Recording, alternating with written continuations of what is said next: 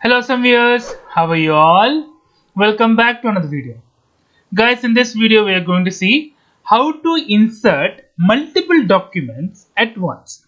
So in the previous video I would have seen I just only inserted one document at a time. But here we can insert many documents by using only one try block. So how to do that?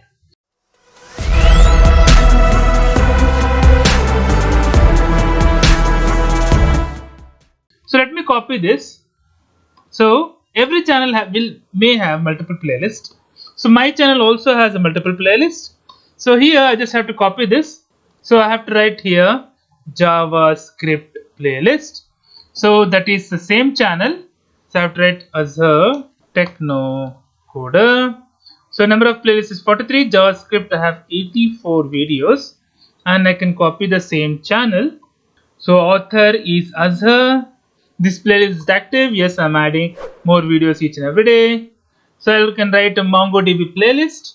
I think MongoDB has less than 10 videos now. I haven't counted it.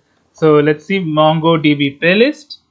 So as a Techno Coder, it is 10. So author is Azhar. I can just write as Azhar. You can do this in two ways. Like you can copy this, right? You can add, enter, write Mongo playlist, etc. Then you can put this as doc1 and so on, so that it would insert one by one. Without doing that, right, there will be another method. We have a method called insert many. I have to remove this. I have to add a channel playlist.